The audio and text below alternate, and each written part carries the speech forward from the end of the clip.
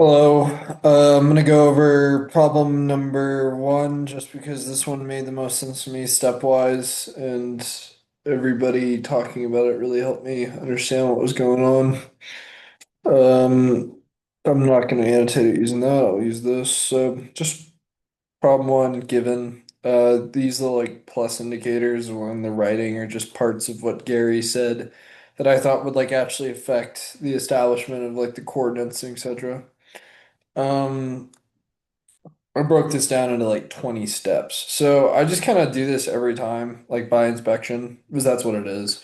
Just make sure I understand like what are the generalized chords, what are the number of bodies, I being the number of bodies, J being the number of generalized chords. From there, establish the positional vectors. So I'm just assuming this thing's moving this way, and then this thing's swinging as it goes. So um, basic vector coming out from M at that said degree, at that said angle, or whatever set angle it is, and then just horizontal motion. Derive to get the velocity. Go ahead, you just straight up take the derivative, as again, you're not combining vectors, so you don't have to necessarily apply VDF. During the gamma values, partial derivatives here for that. Apply to Lagrange equation. This is super anal. I wrote it out for each one. Um, Well, I wrote it out here, and then later on at step like 45, we'll see that it's written out for the other one as well. T minus V, where T equals kinetic energy and V equals potential energy. Again, I just wrote this one out really thoroughly, so I thought people would enjoy it. Um, the videos kind of indicated, well, this is just one half V squared. You got the horizontal motion as well as the angular motion, angular velocity. That's how I got the kinetic energy. And then from there, basically just adding these two together in order to get the total kinetic energy. Sorry, that took me so long.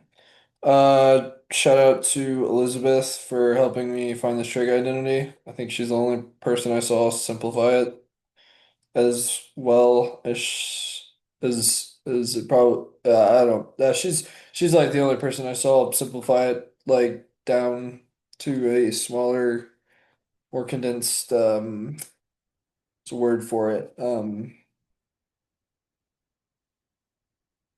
don't know, I don't know if she's the only person or not, but I saw her do this and it was helpful because I don't know my trig identities. I just got down to one. Basically after using this to one, you then can go ahead and organize these via their X's and thetas. Did I pull that out or no? No, that comes later. Apologies.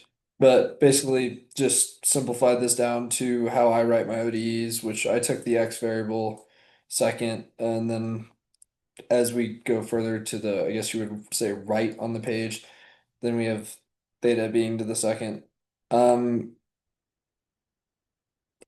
You really probably could organize that however you want to, but just telling you why there's so many written out steps. Potential energy from the gravity on the pendulum exists, and so went ahead and wrote that out. Um, I wrote this out as a reminder for me on the whenever I'm taking the exams. Like the cart does not have gravity applied on it because it is an equal and opposite to the normal force of the earth on the cart. I just wrote that out as it helps me. Combine them. And then I solve the partials in the Lagrange equation, which again comes from, oh my God, that didn't come with me. That made me so depressed. Oh, okay.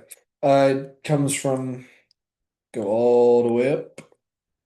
Okay, we're not going to go that far, but the Lagrange equation I wrote out here originally.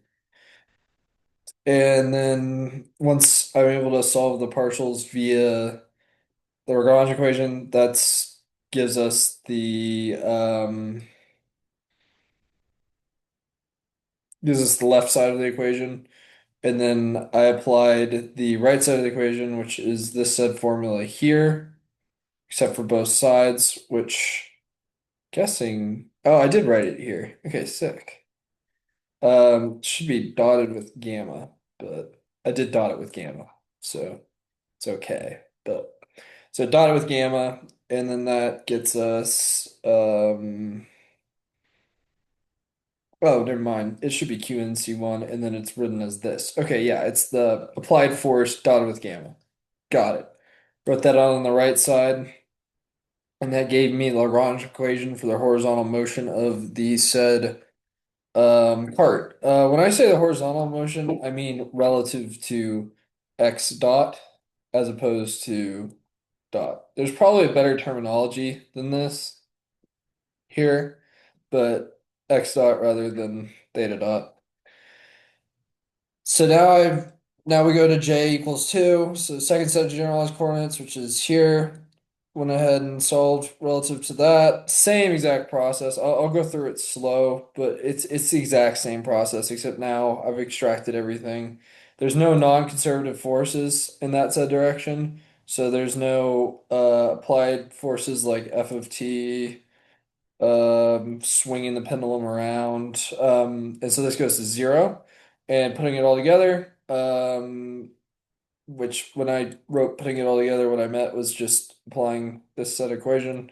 That's what you would get. This would just go straight down to here, and then the right side of the equation would equal 0 because there are no non-conservative forces.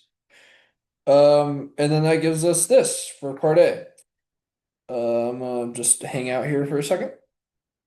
All right. For part B, rewrite your equations in the matrix form using Q equals X comma theta T to find this. The way this is written gave me a headache. I don't mind it, but I think I understand. I basically just separated one half of this into the mass matrix. That's what this is. I mean, they all have, I guess, mass in them, but these don't have gravity or forces applied on them. So you have like a mass matrix and a force matrix is how, again, if I interpreted this wrong, somebody please yell at me in the comment section. But I basically just pulled the x double dot, the theta double dot out of there, and then on the right side, these things remained still as they were in there. Um, yeah. That's what I got. I saw a lot of people getting a G in here somehow. I don't know how they were doing that because I'd never found a G up on that equation. Whereas with the pendulum below, I did. So, yep. Um, have any thoughts and questions or concerns? Or if I did this part wrong, somebody please let me know. Otherwise, I hope everybody has a good evening. Thank you.